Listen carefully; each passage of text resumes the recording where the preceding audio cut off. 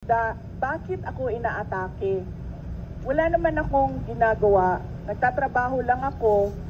And yun yung commitment ko din noong nangangampanya ako, commitment ko sa bayan na I will serve the country faithfully. Inaatake ako ng administrasyon. I swear to the flag, si BBM, hindi yan siya. Nagtatanong ng trabaho at all. Okay, another day, another vlog, no? Nandito na naman tayo sa aking sasakyan, nagva-vlog kasi po hinihintay ko lang yung aking asawa kasi ang kanyang kapatid ay nagpipining. Okay, nandito ako sa paaralan ng kapatid ng sister ko, no? While waiting, meron namang coffee shop dito. So nakatambay ako at napaisip ako na mag-react ako dito sa anong tawag doon? Press briefing kanina sa pandesal ni Vice President Inday Sara Duterte, no? Ano yun? Kapihan ba yun? Oh.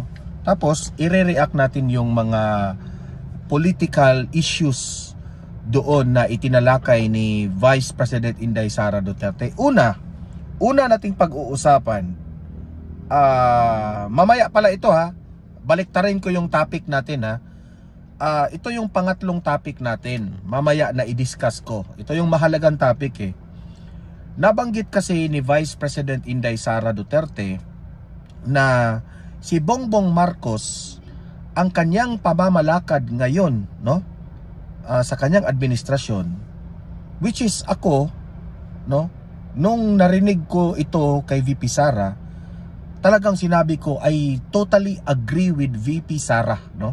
Na sinabi niya si Bongbong Marcos walang direksyon ang kanyang leadership ngayon. Anong ibig sabihin? Walang direksyon. Meaning to say, in every ahensya sa Department of Education, Department of Health, Department of Agriculture, lahat na. Ang ibig sabihin ni VP Sara, walang direksyon. Lahat ng ahensya ng gobyerno ni Bongbong Marcos, wala siyang direksyon. Mamaya, pag-usapan natin yan. Mahalaga itong mag-react tayo dito ha. Bakit tama ang sinabi ni VP Sara patungkol dyan? Okay? Pangalawa na ating pag-usapan ay itong si VP Sara po ay nirecall niya at nabanggit niya ito na nung panahon na siya po ay Department of Education Secretary, no? I think that was first and second year ni Bongbong Marcos nung kasama pa siya sa gabinete ni Bongbong Marcos itong si VP Sara. Ano siya? Department of Education Secretary. Ay alam pala niya na merong korupsyon na ginagawa itong si Zaldico. Ito dapat ang imbestigahan ngayon ng ICI kung matino ang kaisipan nitong ICI at itong si Ombudsman Remulla. Okay? Nasaan na si Zaldico ngayon?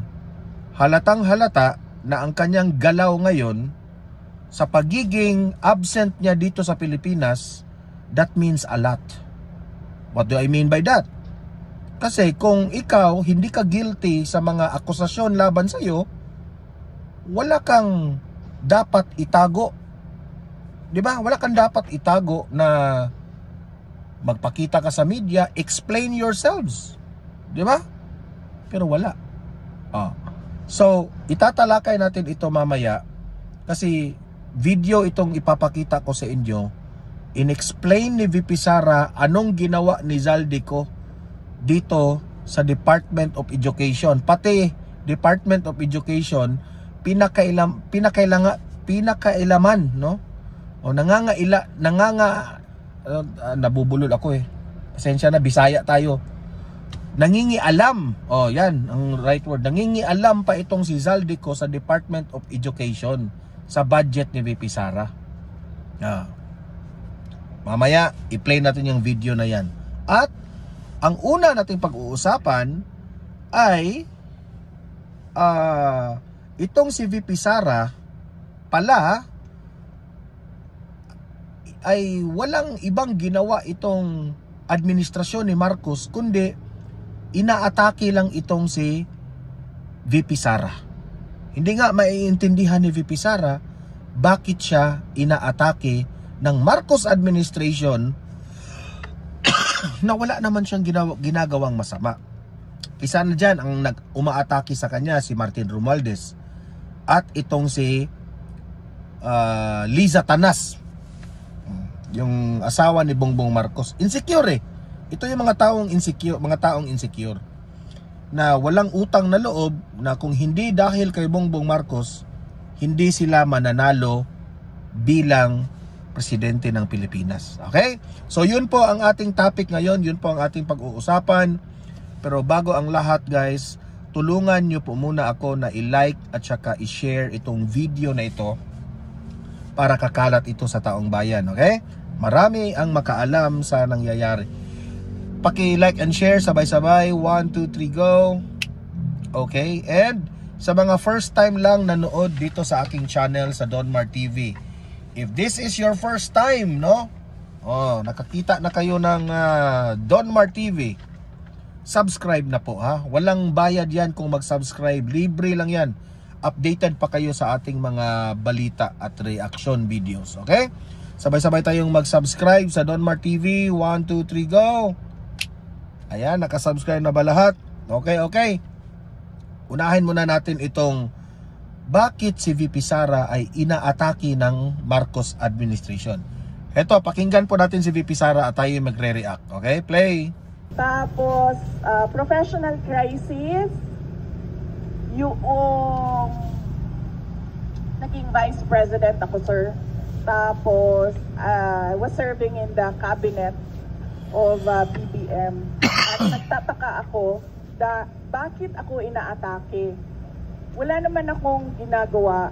Nagtatrabaho lang ako. And yun yung commitment ko din noong nangangampanya ako, commitment ko sa bayan na I will serve the country faithfully. Pero kahit nakaupo ako as cabinet secretary sa Department of Education, tapos sa Office of the Vice President, ang ginagawa nila, nagro-roll out lang ng project, inaatake ako ng administrasyon. Yun yung professional crisis na daanan ko, na nagtaka ako. Took me a while. It took me a while to realize my worth and value as a government official, na hindi dapat ganito ang ginagawa sa akin. Kasi wala naman akong ginagawang masama sa administrasyon man, kay BBM man, o kahit kanino man. Kaya medyo tumagal din ng ilang buwan bago ako nag-decide na hindi tama yung ginagawa sa akin, hindi tama yung ginagawa sa opisina na kung saan ako nakaupo, at I will not endure yung ganon, at hindi din ako parang hihingi ng some sort of peace na parang wag ninyong gawin sa akin ito. Ang decision ko was, aalis ako, ituloy niyo lang kung ano yung gusto niyong gawin. Ayan nabanggit kasi dito ni VP Sara na noong panahon na siya po ay nagtatrabaho sa Department of Education bilang secretary, walang ibang ginawa itong Marcos administration kundi atake lang ng atake sa kanya. Diyan ka magtataka kaalyado siya ng Marcos administration. Sila pa nga yung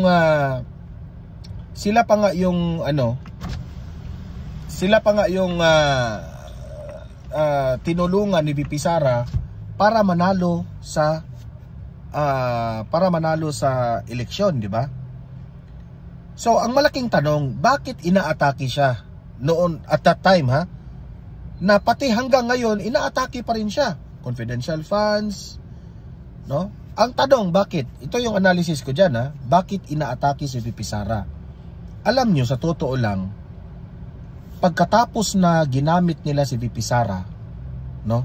Wala silang ibang plano, kundi si Martin Romualdez po ang nangangarap na tumakbong presidente.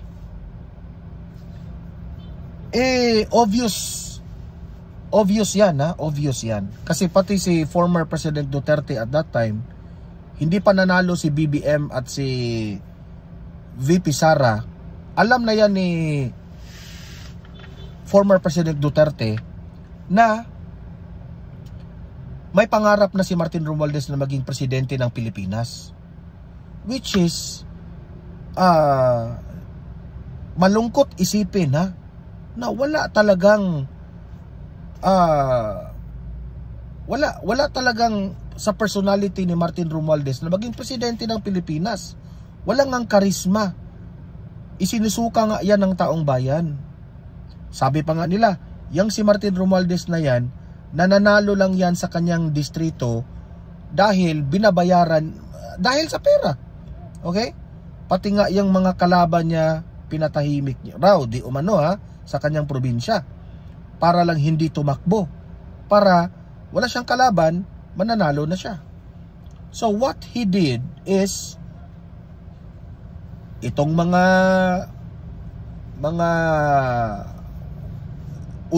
itong mga Makabayan Black, sina Franz Castro, yung sina Dilima, yung mga Dilawan, ha, yan, nag-combine na yan sila. Kasi galit yan sa mga Duterte. Sinabayan yan ni Martin Romualdez. Ginamit rin ni Martin Romualdez itong Makabayan Black at itong mga Dilaw. Kung ano yung banat nitong mga Dilaw at mga Makabayan Black, sinabayan ni Martin Romualdez. Parang magmukhang hindi nang aaway itong si Martin Romualdez. Anong banat nila? Confidential funds.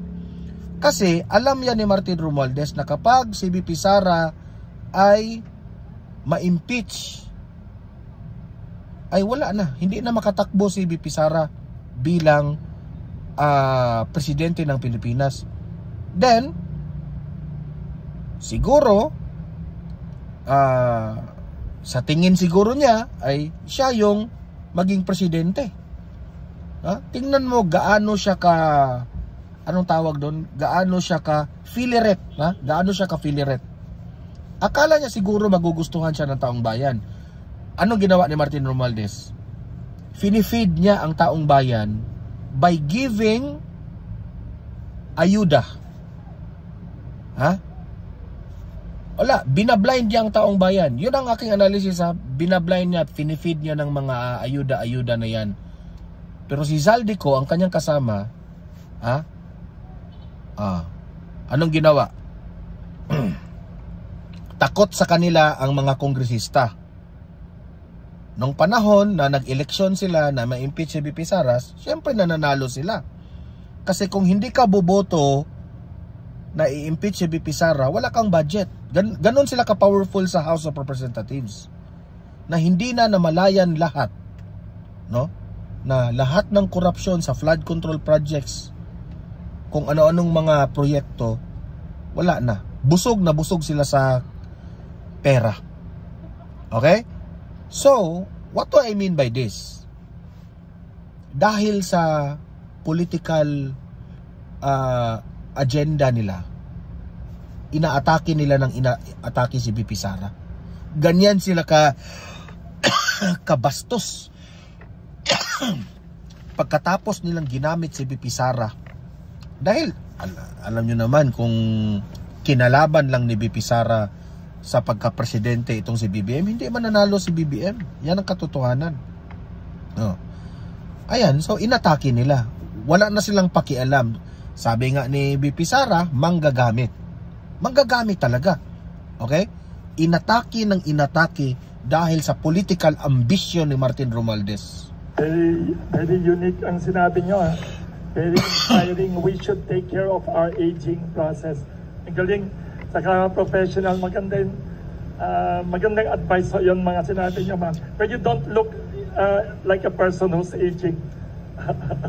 Kasi, Sir, siguro ang vitamins ko, yes, mas, ang maintenance ko isa lang. Yes, Ang vitamins ko 1,000. wow. Nai- So take vitamins, don't forget. vitamins ko 1 piraso lang. Uh-huh. Ay ang maintenance ko 1 piraso lang. Ang maraming vitamins ko vitamins. 1,000 Wow. yan. Kung ano-ano lang iniinom ko para mapigilan lang yung aging. Thank you very much, ma'am. Ma'am, kunin lang po namin yung reaction nyo dun sa sinabi po ni President Bongbong Marcos na hindi daw po aabot yung mga aligasyon ng korupsyon sa katanggapan po nila sa Office of the President kaugnay doon sa mga flood control projects po. Sasagutin niya ni Attorney Trixie. I would like to acknowledge the presence of Attorney Trixie.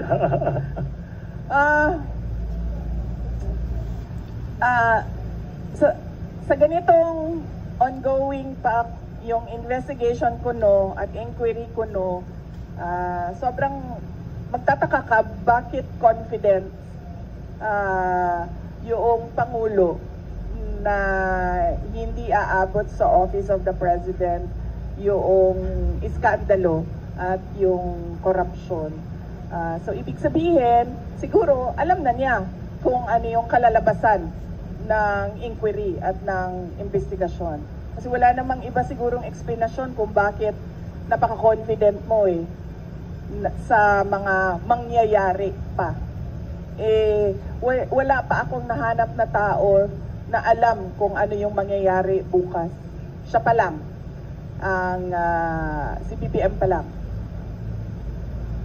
Ma'am, doon naman po sa sinasabi na napaka-possible na maging state witness si former Speaker Martin Romualdez. Do you think magiging effective po siyang state witness doon sa mga flood control projects po?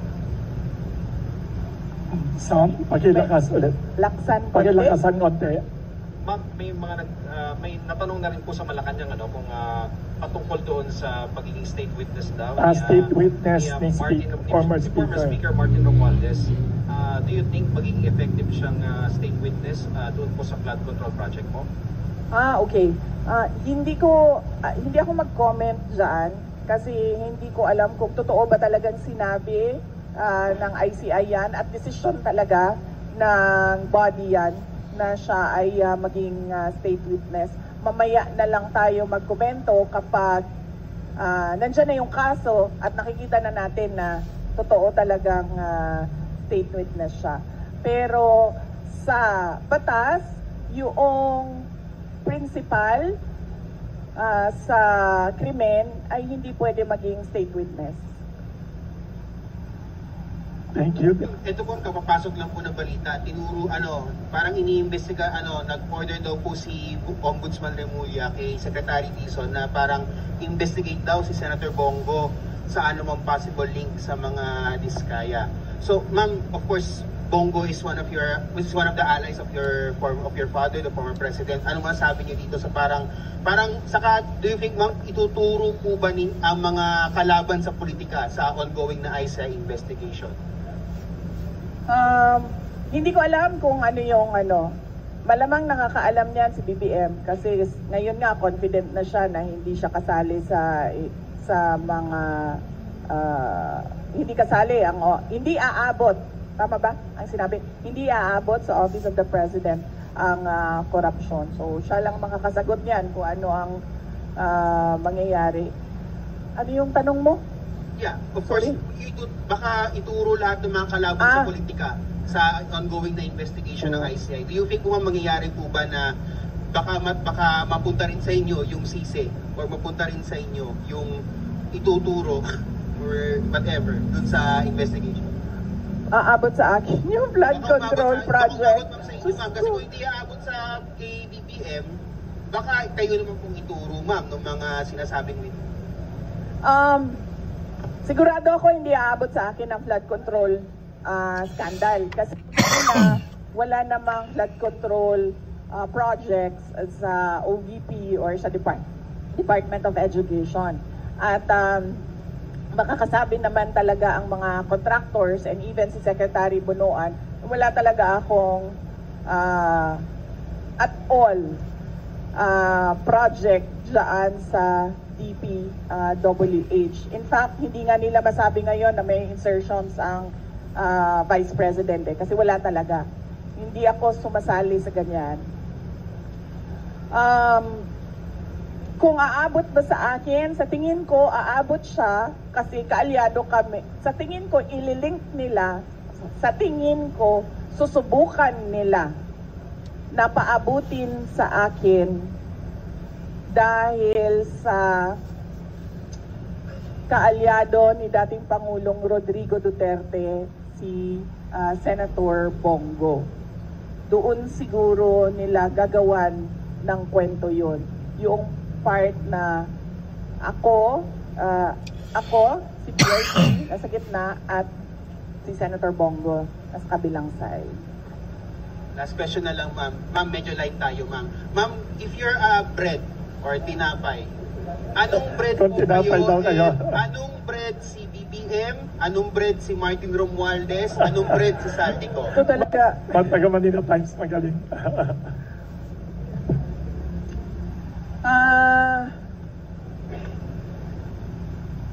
Definitely hindi bread si Martin Romualdez at si BBM. Sino yung isa? Apat yun.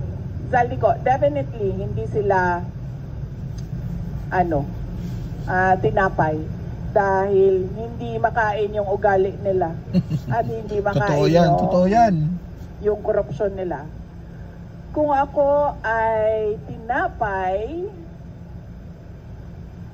ang hirap nito sige, ito na lang. Paborito ko ang ensaymada. Okay? Pinaglihi ako sa ensaymada. Oh. So, kung ako ay tinapay, ako ay isang ensaymada. Po ng SMNI News. Going back po dun sa naging statement ni President Marcos, I would like to ask for your comment on this na sinabi niya, I am confident that whatever mud might be slung at the administration, that will be able to show that these are politically motivated and do not actually have any validation in fact. Sabi niya po, politically motivated na ilink siya sa mga issue ng korupsyon o katiwalian po. Your comment on that, ma'am? Hindi na ito politically motivated. Bakit? Hindi naman siya makakatakbo na ulit eh. Hindi na siya politiko. Presidente na siya. And that ends there. Hindi natin alam kung sa 2028 o another 20 years na naman of a BBM, of a Marcos, No. Hindi na siya hinahabol ng mga tao, ng taong bayan. May point si VP Sara. Politiko siya. Hinahabol siya ng taong bayan dahil wala siyang ginagawa bilang Pangulo. Correct. Hinahanap sa kanya yung trabaho niya bilang Pangulo. Under his administration, corruption lang po ang nangyayari. President Marcos, he said na politika lang nga ito and sabi niya, gusto nila akong Yan ang sinasabi ko. 'Di ba? Sino ba sa ating lahat ang nagsasabi at nagpaplano ng destabilisasyon? Walang nagsasabi na oust Marcos. Ang merong mga grupo na nagsasabi resign. Yun lang ang the most na sinasabi ng mga tao. At nagtataka ako sa administrasyon, bakit nila sinasabi na destabilisasyon ang pagpapahayag ng mga tao sa galit nila? Kasi hindi yun destabilisasyon. Yun ay freedom of speech and expression. So kahit man mag-rally ang mga tao araw-araw sa EDSA, hindi destabilisasyon yan. Freedom of speech and expression yan. Pagpapahayag yan ng galit mo, paghahanap yan ng accountability, ng transparency sa administrasyon, sa gobyerno. So hindi yan pagpapatalsik sa Pangulo. Kaya lagi ako, kahapon din, yan din yung tanong ko. Kanino ba nanggagaling yung destabilisasyon na salita? Sa administrasyon. Sila rin yan. Kasi, duda ko, natatakot sila sa posibleng mangyari sa kanila. At alam naman natin na matagal na talaga silang insecure. Noong kampanya pa lang, madami na akong kwento ng yung panggigipit nila sa campaign team ko. So alam ko na noon, at yung mga pinagsasabi ni Lisa Marcos noon pa. So alam ko na insecure. Alam na natin na insecure. Siguro takot. Kaya nila nasasabi may destabilisasyon. Kasi takot sila. Kasi totoo yung sinasabi ng mga tao eh. Correct. Na ginagawa nila. Ika nga, Hindi nila ma-deny kasi napapraning na. nasa papel eh. Praning na Diba? Nakikita mo sa administrasyon. budget eh, ang nangyayari. So hindi ma-deny. So takot. Paranoia, siguro. Praning. Kasi di ba pag ikaw ay Bangag. hindi siguro, paranoia talaga yan. Unang-una, insecure. Pangalawa, takot. Correct. Pangatlo, paranoia. Kasi ang tao na may bisyo, nagiging paranoid. Na magbibigay lang ako ng example, pinapa-explain ng mga departamento kung saan ako pumupunta at bakit matagal ako sa isang lugar. Ganun na yung papel na umiikot sa loob ng gobyerno. Yan ang politika. Diba? Magtatanong sila, anong ginawa ni Inday Sara doon? Ilang oras siya? At sino ang mga tao doon? At yung mga kawani ng gobyerno na nandun, ipa-explain bakit sila nandoon. Ganun yung galawan sa loob ng Office of the President. So, makikita mong medyo paranoid. Ma'am, last question. It was the first time na narinig namin sa inyo during your press conference or ambush interview sa Zamboanga kung paano po nagamit yung confidential funds ng Department of Education. You mentioned si Zaldico. Ma'am, pwede niyo po bang ibahagi pa sa amin ano yung findings ng DepEd regarding the laptop scandal? And then, ano po ang ginawa ninyo sa findings na ito? Ipinaalam niyo ba President Marcos? May ginawa po bang parang case build-up para kung makasuhan man kung may ikakaso? Yes, gumawa kami ng investigation sa loob ng Department of Education. Isa sa mga pinagamitan ng confidential funds ay yung corruption sa loob ng Department of Education. Hindi lang sa laptop madaming reports of corruption inside the Department of Education. Hindi lang sa central office, kasama na yung sa mga regional offices namin. So kapag merong reports, pinapa-imbestigahan yon. So, isa sa mga inimbestigahan is yung laptop. Ang unang ginawa doon is nag-request ng fraud audit sa Commission on Audit. Tapos kami sa loob ng Department of Education, gumawa din kami ng sarili naming investigation para kung ano man yung ma-actionan namin sa loob ng DepEd, ma-actionan na kaagad namin. Unfortunately, yung procurement ng laptop, hindi siya nangyari sa loob ng Department of Education. Nangyari siya sa DBM. Grabe. So, ang Dinaan sa DBM. pinaka-papel na nasa loob ng Department of Education ay yung agreement between DepEd and DBM. So, hindi pumasok lahat ng procurement documents sa DepEd. So, ang pinaka na magawa lang namin doon sa loob ng Department of Education is mag-blacklist And at that time, hindi pa namin ma-blacklist kasi hindi nga sa amin nangyari yung procurement. So natali yung kamay namin doon. Kaya inasahan namin na doon sa fraud audit ng Commission on Audit, may lalabas doon na mga personnel involved.